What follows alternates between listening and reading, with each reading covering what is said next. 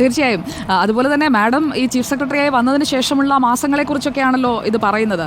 അതായത് താങ്കളുടെ ഭർത്താവ് കൂടിയായ മുൻ ചീഫ് സെക്രട്ടറിയുമായിട്ടുള്ളൊരു കമ്പാരിസൺ. അതിൽ ഈ പറയുന്ന ചീഫ് സെക്രട്ടറി എന്ന നിലയ്ക്കുള്ള പ്രവർത്തന കാലഘട്ടത്തെക്കുറിച്ചാണ്. അതുകൊണ്ടാണ് ഞാൻ മെറിറ്റ് എന്നുള്ള വാക്ക് ഉപയോഗിച്ചത്. ഇതിൽ നമ്മൾ ഈ ലോകം മുഴുവൻ എടുത്തു നോക്കിക്കഴിഞ്ഞാൽ ഏത് രാജ്യത്തുമുണ്ട് നല്ല രീതിയിൽ എക്സ്പ്രസീവായിട്ടുള്ള വെളുത്ത നിറമല്ലാത്ത മനുഷ്യർ. ഈ വെളുത്ത നിറമുള്ള മനുഷ്യർ ശരിക്കും കുറവാണ് ലോകം മുഴുവനുള്ള നമ്മൾ എടുത്തു നോക്കിക്കഴിഞ്ഞിട്ടുണ്ടെങ്കിൽ. ശരിക്കും ഇന്ത്യൻ സ്കിൻ എന്ന് പറയുന്നത് ഡസ്കിയാണ്, ബ്രൗൺ സ്കിന്നാണ്. അതിനെ വെളുപ്പിക്കാനായി ശ്രമിക്കുന്ന ആളുകളുണ്ട്. വലിയ രീതിയിൽ വെളുത്താൽ മാത്രമേ സൗന്ദര്യമുള്ളൂ എന്ന് കരുതുന്ന ആളുകളുണ്ട്. അപ്പോൾ സമൂഹത്തിൽ ശരിക്കും രണ്ട് രീതിയിലുമുള്ള ആളുകൾ ഇന്നും നിലനിൽക്കുന്നുണ്ട് എന്നതൊരു വസ്തുതയാണ്. നമ്മളിപ്പോൾ ജീവിക്കുന്ന ഈ കാലഘട്ടത്തിൽ 2025 വെളുത്താൽ മാത്രമേ സൗന്ദര്യം ഉണ്ടാകൂ, അല്ലെങ്കിൽ വെളുത്തിരിക്കുന്നവരെല്ലാം സൗന്ദര്യമുള്ളവരാണ്, അങ്ങനെയുള്ള ഒരു കോൺസെപ്റ്റ് കൂടി നിൽക്കുന്നുണ്ടല്ലോ നമ്മുടെ സമൂഹത്തിൽ. അതും തുറന്നു കാട്ടപ്പെടേണ്ടതല്ലേ? ഇവിടെ പറഞ്ഞപ്പോഴത്തേ മേക്കപ്പിൻ്റെ കാര്യം സൂചിപ്പിച്ചല്ലോ. ഇപ്പോൾ ഈ അടുത്ത കാലത്ത് മേക്കപ്പ് എന്ന് പറയുമ്പോൾ നമ്മൾ വെളുപ്പിക്കുന്നതിനല്ല മേക്കപ്പ്, നമ്മുടെ തന്നെ തനതായിട്ടുള്ള ഫീച്ചേഴ്സിനെ ഹൈലൈറ്റ് ചെയ്യാൻ പറ്റുന്ന മേക്കപ്പ് എന്നുള്ള രീതിയിൽ തന്നെ മാറുന്നു എന്നുള്ളത് നമ്മുടെ യുവതലമുറയിൽ ഈ നിറത്തിനെ മറ്റൊരു രീതിയിൽ കാണാൻ തുടങ്ങിയിട്ടുണ്ട് എന്നുള്ളതിൻ്റെ വളരെ ആശാവഹമായിട്ടുള്ള ഇൻഡിക്കേഷനാണ്. അതായത് ഇപ്പോഴത്തെ നമ്മൾ പറയുമ്പോൾ ആൽഫ ജനറേഷൻ, ഒപ്പം തന്നെ ജെൻസി, ഈ രണ്ട് കാറ്റഗറിക്കും ഇതേക്കുറിച്ച് നന്നായിട്ട് അറിയാം. അവർ വെൽ അവെയർ ആണ്. ഇപ്പോൾ മാഡം മക്കളെക്കുറിച്ച് പറഞ്ഞല്ലോ, അവർക്കറിയാം എന്താണ് ശരി എന്നുള്ളത്, എങ്ങനെയാണ് നമ്മൾ സ്വയം പുറത്ത് കാട്ടേണ്ടത്, നമ്മുടെ ഒരു സെൽഫ് എക്സ്പ്രഷൻ എന്ന് പറയുന്നത് എത്രത്തോളം പ്രധാനപ്പെട്ടതാണ് എന്നതൊക്കെ അവർക്കറിയാം. പക്ഷേ അതിന് മുമ്പുള്ള ഒരു ജനറേഷൻ ഇപ്പോഴും അതേ രീതിയിൽ മുന്നോട്ട് പോകുന്നു. എനിക്ക് ഉറപ്പാണ് മാഡവുമായി സംസാരിച്ച വ്യക്തി ഈ ജെൻ എക്സിൽ പെടുന്ന ഒരാളാണ്. അതായത് 1990-കൾക്ക് മുൻപ് ജനിച്ച ഒരാളാണെന്നുള്ള എനിക്ക് ഉറപ്പാണ്. അങ്ങനെ തന്നെയല്ലേ? സംശയമില്ല. അപ്പോൾ ഈ ജനറേഷൻ മാറുമ്പോൾ നമ്മൾ പുതിയ തലമുറയെ വലിയ രീതിയിൽ ഉപദേശിക്കും. പക്ഷെ അവരിൽ നിന്ന് നമ്മൾ ചില കാര്യങ്ങൾ പഠിക്കാനുണ്ട് എന്നത് ഈ സംഭവം നമ്മളെ മനസ്സിലാക്കി തരികയല്ലേ? ഉറപ്പായിട്ടും ഞാനത് വളരെ ക്ലിയർ ആയിട്ട് എൻ്റെ പോസ്റ്റിൽ പറയുകയും ചെയ്തു.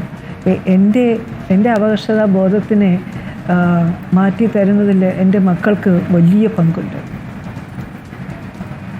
മാഡത്തിന് ഒരു അപകർഷതാബോധം തോന്നേണ്ട കാര്യം എന്താണെന്ന് മനസ്സിലാവുന്നില്ല. You are very beautiful. കാരണം മറ്റൊരു ചാനൽ ഏഷ്യാനെറ്റ് ന്യൂസിൻ്റെ ആ പരിപാടിയിൽ അന്ന് ഡാൻസ് ചെയ്യുന്നതൊക്കെ കണ്ടപ്പോൾ എനിക്ക് അവിടെ ഉണ്ടായാൽ കൊള്ളാവുന്ന പോലും തോന്നിയിരുന്നു. കാരണം അത്രയും സെൽഫ് എക്സ്പ്രസീവായ ഇരിക്കുന്ന പദവിയുടെ ഒരു ഭാരമൊന്നുമില്ലാതെ എത്ര നാച്ചുറലായിട്ടാണ് അവിടെ ഒരു എക്സ്പ്രഷൻ ഉണ്ടായിരുന്നത്. അതൊക്കെ എന്ന് പറഞ്ഞാൽ എത്ര മനോഹരമായിരുന്നു.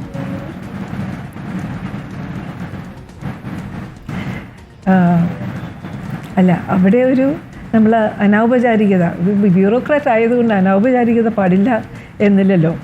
അപ്പം നമ്മൾ ആരാണ് എന്നുള്ളത് നമ്മുടെ ജോലിയിലും പ്രതിഫലിക്കും. ഈ സ്റ്റാൻഡേർഡിൽ നിന്ന് മാറിയിട്ട് നമുക്ക് നമ്മുടെ വ്യക്തിത്വത്തിനും നമ്മുടെ ജോലിയിലേക്ക് ചില കാര്യങ്ങളൊക്കെ കോൺട്രിബ്യൂട്ട് ചെയ്യാൻ പറ്റും എന്ന് വിശ്വസിക്കുകയാണെങ്കിൽ നമ്മളായിട്ട് തന്നെ ഏത് പദവിയിലിരുന്നാലും ഏത് ജോലിയിലല്ലെങ്കിലും അതിൻ്റെ ഒരു റിഫ്ലക്ഷൻ ഉണ്ടാവും. മാഡത്തിൻ്റെ പോസ്റ്റിലെ മറ്റൊരു കാര്യം കൂടി, അതായത് ഈ കുട്ടിക്കാലത്തൊക്കെയാണ് ഏറ്റവും കൂടുതൽ ഈ കളറിൻ്റെ പേരിൽ, നിറത്തിൻ്റെ പേരിൽ അങ്ങോട്ടും ഇങ്ങോട്ടും കുട്ടികൾ താരതമ്യം ചെയ്യുന്നത്. അന്ന് അങ്ങനെ ഒരു അനുഭവം ഉണ്ടായതും ഈ കുറിപ്പിൽ പങ്കുവച്ചിട്ടുണ്ടല്ലോ. തിരിച്ച് എന്നെ ഗർഭപാത്രത്തിലേക്ക് എടുത്ത് വെളുത്ത സുന്ദരിയായി പുറത്തേക്ക് കൊണ്ടുവരാൻ പറ്റുമോ എന്നൊക്കെ അമ്മയോട് ചോദിച്ച ആ ഒരു കുഞ്ഞിന് ഇപ്പോഴും ഈ ഒരു കമൻറ്റ് കേട്ടപ്പോഴും വേദനിച്ചോ? ഞാൻ അക്കാഡമിക് ഇൻട്രസ്റ്റിലൊന്ന് ചോദിച്ചതാണ്. കമൻറ്റ് കേട്ടപ്പോൾ വേദന ഒന്നും തോന്നിയില്ല. ഇങ്ങനെ ഒരു കമൻറ്റ് ആക്ച്വലി കൂടുതലും ഈ ഒരു വർക്കിൻ്റെ ഒരു കമ്പാരിസണിൽ ഉള്ളൊരു ഇറിറ്റേഷനാണ് ഉണ്ടാവുന്നത്. പിന്നെ പക്ഷേ അതിനെ റാപ്പ് ചെയ്യുന്നത് നിറത്തിൻ്റെ ഒരു പരിവേഷം കൊണ്ടാണ് എന്ന് വന്നപ്പോഴത്തേക്കും അതിനെ തന്നെ നമുക്കൊന്ന് ചോദ്യം ചെയ്യേണ്ടതായിട്ടുണ്ട് എന്ന് വെച്ചിട്ടാണ് രാവിലത്തെ ഒരു പോസ്റ്റ് ഇട്ടത്. പക്ഷേ അത് കഴിഞ്ഞിട്ട് ഞാൻ അത് വിഡ്രോ ചെയ്യുകയും ചെയ്തു. പിന്നീട് തോന്നി, ഇല്ല, ഇതിനപ്പുറത്ത് ഒരു കഥയുണ്ട്. നിറത്തിനെ നമ്മൾ എങ്ങനെ കാണുന്നു, ഈ നിറം, കറുപ്പ് എന്നുള്ളൊരു സങ്കല്പം നമ്മുടെ ജീവിതത്തിൻ്റെ എന്തെല്ലാം ഭാഗങ്ങളെ അത് ബാധിക്കുന്നു എന്നുള്ളത്, അത് നമുക്ക് ചർച്ചയ്ക്ക് കൊണ്ടുവരണം. ഞാനല്ലെങ്കിൽ ആര്? എനിക്ക് പറയാൻ പറ്റുന്നത്, എനിക്ക് കിട്ടുന്നൊരു ട്രാക്ഷൻ വാസ്തവത്തിൽ ഉപയോഗിക്കേണ്ടുന്ന ഒരു സമയം കൂടിയല്ലേ, ഒരവസരമല്ലേ എന്ന് തോന്നി. ഉറപ്പായും. കാരണം സംസ്ഥാനത്തിന്റെ ചീഫ് സെക്രട്ടറി എന്ന് പറയുന്നത് അത്രയും ഉയർന്ന പദവിയാണ്. ആ പദവിയിലിരിക്കുന്ന ഒരാൾ ഇങ്ങനെ ഒരു തുറന്നു പറച്ചിൽ നടത്തുകയും ഇത് ചർച്ച ചെയ്യപ്പെടേണ്ട വിഷയമാണെന്നും അതിൽ മാറ്റം കൊണ്ടുവരേണ്ടതുണ്ട് എന്ന് പറയുമ്പോൾ ആ രീതിയിൽ തന്നെയാണ് അതിനെ എടുത്തിരിക്കുന്നത്. വന്നിരിക്കുന്ന പ്രതികരണങ്ങൾ ഒരെണ്ണം പോലും താങ്കൾക്ക് എതിരായിട്ടില്ല. മാഡം പറഞ്ഞ കാര്യങ്ങൾ അത് ഈ സമൂഹത്തിൽ ഉള്ള ഒരു ചില പുഴുക്കുത്തുകളാണ്, അത് നമുക്ക് എടുത്തു മാറ്റണം എന്ന രീതിയിലാണ്. ആ പോസിറ്റീവായിട്ടുള്ള ഡിസ്കഷൻസിൽ സന്തോഷം തോന്നിയോ?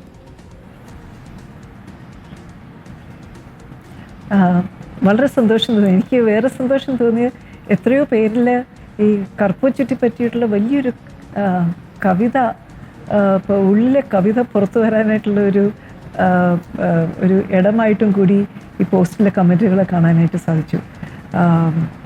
ഭയങ്കര വളരെ വളരെ രസകരമായിട്ടുള്ള രീതിയിലുള്ള പ്രതികരണങ്ങൾ ധാരാളം ഉണ്ടായി.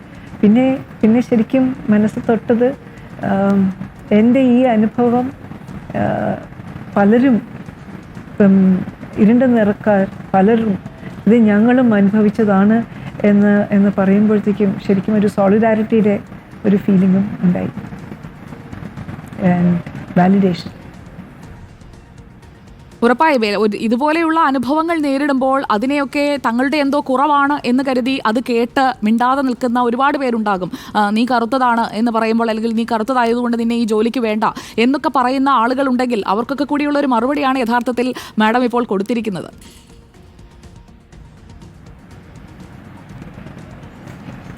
അത് മാത്രമല്ലോ, നമ്മൾ ദേഷ്യം ഇത് വരിക മനസ്സിൻ്റെ അകത്ത് കളങ്കം ഉണ്ടാകുന്നുണ്ടെങ്കിൽ അതിന് നിറം കറുപ്പാണ്. നമ്മൾ വ്യാഖ്യാനിക്കുന്നത് അങ്ങനെയാണ്. അപ്പോൾ നല്ലതല്ലാത്ത എന്തും കറുപ്പും, ശുദ്ധിയും വെളുപ്പും ഒക്കെ ഉള്ളത് എന്തും വെളുപ്പുമാണ് എന്നുള്ളൊരു ബൈനറി നമ്മുടെ തൊലിയുടെ നിറത്തിനപ്പുറത്തേക്ക് നമ്മൾ ഈ കളറിനെ കൊണ്ടുപോകുന്നുണ്ട്. അപ്പോൾ അതിനെയും ബ്രേക്ക് ചെയ്യേണ്ടതായിട്ടുണ്ട്. കറുപ്പ് എന്ന് പറയുന്ന ഇപ്പം അതുകൊണ്ട് തന്നെ വളരെ പവർഫുള്ളായിട്ടുള്ള സ്ട്രഗിളിൻ്റെ, പ്രതിരോധത്തിൻ്റെ, എനർജിയുടെ നിറമാണ്.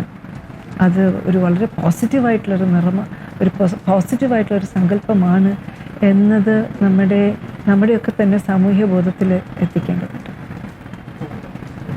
അതായത് ഈ ഡാർക്ക്നെസ്സിനെ കുറിച്ച്, അതുപോലെ തന്നെ ഈവിൾ, ഡാർക്ക് മാജിക്, അങ്ങനെ ആ രീതിയിലാണ് കറുപ്പിനെ എപ്പോഴും ആട്രിബ്യൂട്ട് ചെയ്യാറുള്ളത്. ആ ഒരു സ്റ്റീരിയോ ടൈപ്പിംഗ് അതുകൂടി മാറേണ്ടതുണ്ട് എന്നതാണ് മാഡം ഉദ്ദേശിക്കുന്നത്, അല്ലേ?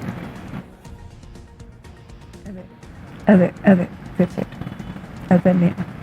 ഇപ്പോൾ നമ്മുടെ ഒരുപാട് പ്രേക്ഷകർ ഇപ്പോൾ മാഡത്തെ കണ്ടുകൊണ്ടിരിക്കുകയാണ്, കേട്ടുകൊണ്ടിരിക്കുകയാണ്. അപ്പോൾ കറുപ്പെന്ന് പറയുന്നത് ഒരു നിറം എന്നതിനപ്പുറം അതിലൊരു രാഷ്ട്രീയം കൂടിയുണ്ടല്ലേ? അത് തന്നെയാണ് പറയുന്നത്.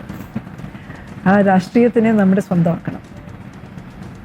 അഭിമാനിക്കേണ്ടതായ ഒന്ന് അവനവൻ്റെ വ്യക്തിത്വമാണ്. ആ വ്യക്തിത്വത്തിനപ്പുറം നിറമെന്ന് പറയുന്നത് അത് എപ്പോൾ വേണമെങ്കിലും, ഒരു ക്യാൻസർ വന്നു കഴിഞ്ഞാൽ സ്കിൻ സെൽസിന് എപ്പോൾ വേണമെങ്കിലും ഡീക്കേയിങ് സംഭവിക്കാം. അതുപോലെ തന്നെ സ്കിൻ സെൽസിൽ മാറ്റങ്ങൾ വരാം. ഏത് രീതിയിലും മാറാവുന്ന ഒന്ന് മാത്രമാണ് നമ്മുടെ തൊലിയും തൊലിയുടെ നിറവും. അത് തിരിച്ചറിയാത്ത ആളുകൾ ഉണ്ടെങ്കിൽ അവർക്ക് ആ ഒരു തിരിച്ചറിവ് ഉണ്ടാകട്ടെ, അല്ലേ മാഡം?